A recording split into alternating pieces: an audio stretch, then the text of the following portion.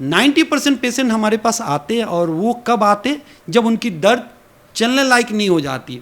कि कब से चल रहा है दर्द, तो बोलेंगे सर 6 महीना से चल रहा था। मतलब वो दर्द बोलते हैं ना, वो चिंगारी आग में जब तक चेंज ना हो जाए, तब्दील ना हो जाए, तब तक वो आती नहीं है। पैदल चलना is a warm form of exercises, is a form of exercises, but you can't say that आप पैदल चल लिए तो आप सब बीमारी से मुक्ति मिल जाएगा। हमारी कमर या गर्दन की शिकायत सबसे ज़्यादा दिखती है और इसका कारण है लैपटॉप, कंप्यूटर और मोबाइल। नमस्कार, आप देख रहे हैं सौगंध टीवी और मैं हूं आपके साथ आस्था तिवारी। अमूमन तौर पर अगर देखा जाए तो आज के समय, चाहे वो युवा हो या महिला हो या पुरुष हो, उसको अगर बैकबोन में सबसे ज़्यादा तकलीफ देखने को मिलती है, कमर में दर्द सबसे ज़्यादा होता है।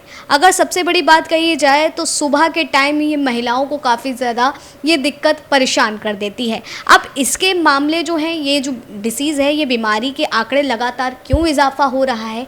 क्या वाकई दवाइयों से ये चीज़ें ठीक हो सकती हैं? क्या एक्सरसाइज की ज़रूरत है? आखिर हम कहाँ चूक कर रहे हैं? इन तमाम मुद्दों पर आज बात करने के लिए हमारे साथ डॉक्टर रामाशंकर हैं, जो कि एक हड्डियों के स्पेशलिस्ट डॉक्टर हैं, जिनसे हम ये तमाम बातें जानेंगे और इस बीमारी के इलाज के लिए आप तक वो तमाम जो सवाल आपके मन में चलते हैं उन सब का हल देंगे। बहुत बहुत स्वागत है आपका। रामा जी, जिस तरीके से अगर मैंने बात करी अभी, अमूमन तौर पर जो है ये दिक्कतें जो हैं बैकबोन से लेकर के हड्डियों के को कई सारी दिक्कतें जो हैं महिलाओं में देखी जाती हैं, महिलाओं क्या पुरुषों में भी, और आजकल युवाओं में भी ये देखी जा रही है। इस बीमारी की असल वजह क्या है? सबसे पहले हम आपसे यही जानना चाहेंगे। Aastha ji, thank you I will for giving me opportunity to say something about this thing. As you ask me, आपने जैसे पूछा, सबसे इम्पोर्टेंट महिलाओं में ज़्यादा दिखाई देता। आपने बहुत सटीक सवाल पूछा। एक उम्र के बाद महिलाओं की एक हार्मोनल चेंजेस होती है, जिसको हम मेडिकली मेनोपॉज बोलते हैं।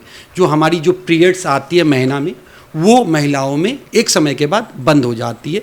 उस बंद होने के कारण हमारी बॉडी की हार्मोन सिस्टम काफ़ी चेंजेस हो जाती है and that lead to osteoporosis. Osteoporosis मतलब हमारी जो हड्डी है वो कमज़ोर होना शुरू हो जाती है। लेकिन महिलाओं जैसे जैसे देखो, हमारी इंडियंस में ना जिम्मेवारी कभी ख़त्म नहीं होती है। जिम्मेवारी जिस दिन से जन्म होती है तब से शुरू हो जाती है। बाप की अपेक्षा होती है बच्चे से अच्छा नंबर लाए, भाई की अपेक्षा होती है बहन से, बहन मेरी अव्वल करे, मेरे लिए भी करे और घर के लिए भी करे। जब बहन की शादी हो जाती है तो बहन कितनी भी अच्छी पोस्ट में हो, हस्बैंड की अपेक्षा होता है जो मेरे लिए रोटी भी सेक दे और मेरे बच्चे को भी परवरिश कर दे। जब वो उससे ऊपर उठती है तो बच्चे को एक्सपेक्टेशन होता है माँ मेरे लिए कर दे, और माँ जब होती है फिर वो दादी माँ हमारे लिए कर दे। तो ये जो साइकिल है ना, जितना मर्दों के साथ नहीं जुड़ा हुआ है, औरत माँ तो बोलती है ना दुनिया में सब जग जननी, माँ से बढ़ के कुछ नहीं। तो ये माँ से बढ़ के कुछ नहीं, ये तो गाना बन गया है, लेकिन माँ के बारे में कोई नहीं सोचता। चाहे लेडीज़ के बारे में इंडिया में उतनी अवेयरनेस नहीं है। इनफैक्ट लेडीज़ भी, अगर घर में लेडीज़ और जेंट्स बीमार है तो सिविल प्रिफर्ड जेंट्स को इलाज कराया जाए। अरे हमको क्या डॉक्टर साहब, ये तो हमारी ब्रेड अर्नर है, ये तो कमाई करते, हमें तो घर पे रहना है। उनको ये नहीं मालूम वो घर पे रह के उनके बगैर कोई काम पॉसिबल नहीं है। आई एम ए डॉक्टर, मैं my wife is also doctor, लेकिन मेरा बच्चा क्या कर रहा है मुझे नहीं मालूम है। बट उसकी कितने बजे ट्यूशन है, कौन सा सर आ रहे हैं, कब पीटीएम है, सी इज़ मैनेजिंग। मेरे क्या कपड़ा पहनना है, क्या रोटी खाना है, सी इज़ मैनेजिंग घर पे। तो ये बोलते हैं ना थैंकलेस जॉब भी वो लोग करती हैं। अब उन दौरान जब भी आप ज़्यादा काम करोगे अपने औकात से ज़्यादा, तो आपको तकलीफ़ तो होना है। अब उनको तकलीफ़ कमर की हुई तो बाम मल लिए, लगा लिए और चल दिए। कभी भी इसकी रूट कोज में जाना नहीं चाहते। 90% पेशेंट हमारे पास आते हैं और वो कब आते, जब उनकी दर्द चलने लायक नहीं हो जाती। कि कब से चल रहा है दर्द, तो बोलेंगे सर 6 महीना से चल रहा था। मतलब वो दर्द बोलते हैं ना, वो चिंगारी आग में जब तक चेंज ना हो जाए, तब्दील ना हो जाए, तब तक वो आती नहीं है। अब आपकी दूसरी क्वेश्चंस का आंसर है, मर्दों में भी ये तकलीफ़ होती है कमर की, या मर्दों में ऑस्टियोपोरोसिस जो आपकी कैल्शियम डेफिशिएंसीज होती है। कब वो इंसान बहुत ज़्यादा सिगरेट और शराब जिसको बोलते हैं कि सेवन करता है, तो उसको भी शिकायत होने की चांसेस ज़्यादा है। अब हो गया युवा। युवा में आज के डेट में कोई युवा अपने शरीर पे ध्यान देने की कोशिश नहीं कर। No doubt now India is very much aware of health industry, lot of gyms are there, yoga gurus are doing well there, तो अब अवेयरनेस आ रही है। लेकिन जो बीच की फेज थी, सब लोग बोलते थे अरे एक्सरसाइज मतलब क्या, पैदल चल लेना। पैदल चलना is a one form of exercises, is a form of exercises, but you can't say that आप पैदल चल लिए तो आप सब बीमारी से मुक्ति मिल जाएगा। तो नंबर 1 हमारी कमर या गर्दन की शिकायत सबसे ज़्यादा दिखती है, और इसका कारण है लैपटॉप, कंप्यूटर और मोबाइल। आपके पास काम, एक ज़माना में 4 लोग बैठते थे तो बात करते थे, आज एक परिवार के 4 लोग बैठ के अलग अलग चेयर पे मोबाइल कर रहे हैं, और क्या बोलते, डॉक्टर साहब मेरी गर्दन में तकलीफ है, मैं तो कुछ किया नहीं था।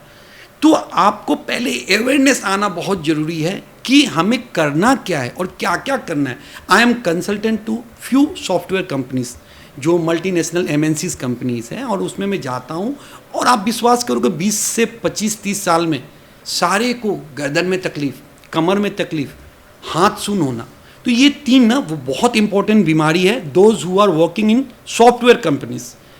Number 1 is cervical spondylitis, I told you. Number 2 is lumbar spondylitis, and number 3 is CTS, carpal tunnel syndrome.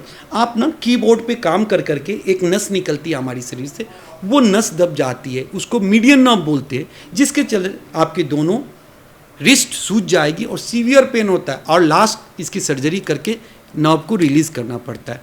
तो मैं सॉफ्टवेयर कंपनीज में जाके बेसिकली मैं उनको सिखाता हूँ जिस आप यंग जनरेशन आपको क्या करना है और क्या नहीं करना है। Take care of your neck, do some exercises of your neck, there is special exercises known as isometric neck exercises. चाहे आप हमसे सीखो, चाहे आप यूट्यूब में देखो, नेक एक्सरसाइजेस करो, बैक एक्सरसाइजेस करना है। लोगों को ये नहीं मालूम है बैठना कैसे, चेयर मिल गया, एक पैर के ऊपर एक पैर, जैसे आप अभी बैठे हुए बैठ गए, ठीक है, ये आप आज आप अवेयर हो जाएगा, कल से आप ये नहीं कर सकते हो। तो लोगों को ये नहीं मालूम है whenever you are sitting your hip should be always higher than your knee joint. अब हमें मिल गया चेयर, हम एक के ऊपर एक रख, तो हम कमर पे प्रेस कर रहे हैं। नंबर 3, आपको 30 मिनट के बाद आपको खड़ा होना है, just give a break, again sit down. जैसे आप वर्क्स में बोलते मुझे ब्रेक की जरूरत है, तो आपकी कमर को भी ब्रेक की जरूरत है। आप 40 मिनट से ज़्यादा खड़ा नहीं होना है, 40 मिनट से ज़्यादा बैठना नहीं है। इसका मतलब नहीं कि आप ऑफिस से बाहर निकल के घूमो, आप सिर्फ खड़े हो जाओ। We said alternate posture is the best posture. आप सिर्फ पोस्चर को ब्रेक करना है। You know what is the posture? Posture को हम बोलते हैं it's arrangement of body segment, ऊपर और नीचे की अरेंजमेंट है। और good posture is a posture where you are taking more work from that particular posture, giving less strain to that posture. तो अगर आप अपना पोस्चर के बारे में जान जाए, एक्सरसाइज थोड़ा करें, आपको जैसे बोला विटामिन डी कैल्शियम का ध्यान रखें, इंजरी से बचे। इंजरी से कब बचोगे? जब आपकी मांसपेशियाँ स्ट्रांग होगी। तो स्ट्रांग कैसे होगी? उसके लिए एक्सरसाइज करना है। अगर आप थोड़ी भी एक्सरसाइज करते हो, आपकी बीमारी related, go to any professional, मेरे पास आओ, उनके पास, जो भी आपका आसपास के डॉक्टर है, डॉक्टर साहब, और चीज़ को खींचो मत। डे 1, डे 2, डे 3, 3 दिन में सबसाइड नहीं होता है, डॉक्टर साहब के पास जाओ, डॉक्टर साहब मुझे ये तकलीफ है, वो आपको एक्सरसाइज सिखाएंगे, दवाई देंगे। उससे नहीं ठीक होते, he will tell you for X ray. उससे नहीं ठीक होते, कैल्शियम विटामिन डी दो, उनको लगेगा वो कराएंगे। उससे नहीं होते, then he will send you for MRI। लेकिन MRI की नौबत नहीं आना, आपको इनिशियल स्टेज में ही बीमारी को रोकना है। आप देख रहे हैं सौगंध टीवी, सौगंध वतन की।